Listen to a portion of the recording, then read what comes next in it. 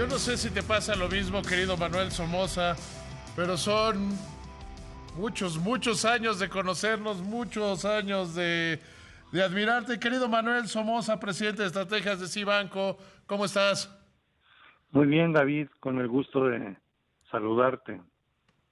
Oye, Manuel, ¿cómo se está viendo el tipo de cambio? ¿Cómo entender lo que ha venido pasando en las últimas semanas en materia de tipo de cambio? Mira, como lo hemos platicado muchas veces, hoy el tipo de cambio en México obedece más a la fortaleza o debilidad del dólar que a lo que sucede internamente. Y lo que hemos visto es que el dólar se ha debilitado porque vivimos una paradoja. Las malas noticias hacen que el dólar se fortalezca, las malas noticias globales, y las buenas noticias hacen que se debilite. Y hoy las noticias han sido más buenas que malas, sobre todo por el tema de las vacunas. El tema de las vacunas ha ayudado mucho a que el peso se haya revaluado a los niveles que lo encontramos ahora, de 20.10, 20.15. Pero esto obedece fundamentalmente a la debilidad del dólar. Por otro lado, también hay que decir que la estabilidad financiera de México ha ayudado. Sin embargo, es una estabilidad muy frágil porque las razones de la estabilidad son producto de razones que no favorecen al crecimiento de México. Hoy tenemos estabilidad financiera porque las importaciones de maquinaria y equipo se han caído, las exportaciones este año serán superiores a las importaciones y esto hace que no tengamos déficits, sino que tengamos un superávit.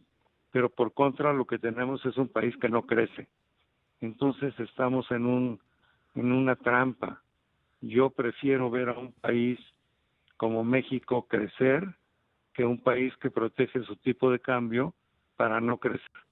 Con 130 millones de habitantes, de los cuales el 50% viven en un grado de pobreza, pues lo que necesitamos es crear oportunidades, crear crecimiento, crear empleos, etcétera, etcétera.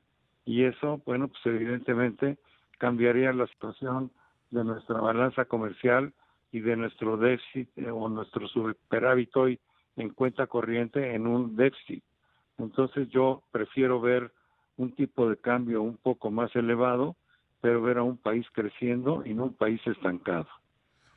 Pero el estancamiento se va a mantener por lo menos todo el año próximo, ¿no?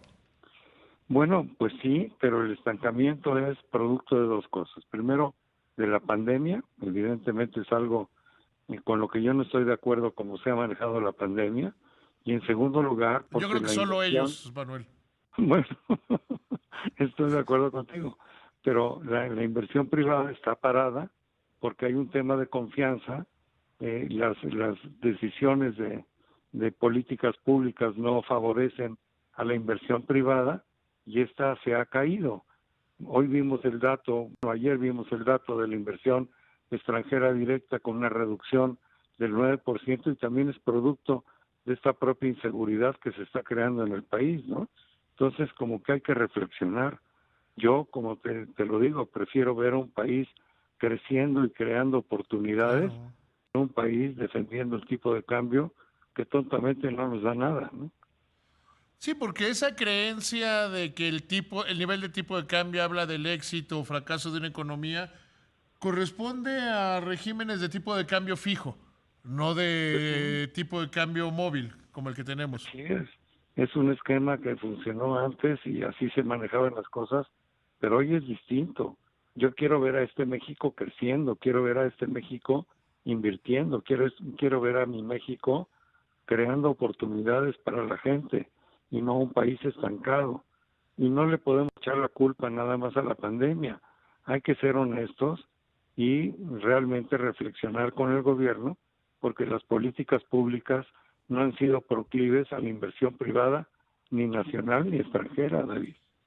Pero el problema aquí es que yo no veo ninguna señal de que las cosas puedan cambiar. Yo creo que es, Manuel, el problema aquí es que este gobierno está convencido de que esta estrategia es buena y que se van a seguir con ella hasta que reviente, digamos, ¿no? Pues sí, pero yo estoy muy triste porque esa no es la salida. Tú y yo nos conocemos desde hace 30 años y Sí, por lo sabemos que esa menos. no es la salida. La salida es invertir, que el sector privado empiece a invertir, que la inversión pública sea productiva y no la inversión pública que tenemos, que además de ser muy pequeña, está yendo a proyectos que tienen muy bajo impacto. Entonces estamos atrapados en una trampa ideológica. Hay que cambiar, hay que cambiar, hay que tener otros objetivos. Y yo, como tú, pues no veo las condiciones para que esto suceda. Eso es lo preocupante. Querido Manuel, te mando un abrazo con mucho cariño y con mucha admiración. Que te vaya muy bien. Yo a ti igual, David. Un abrazo fuerte. Hasta luego, que te vaya muy bien.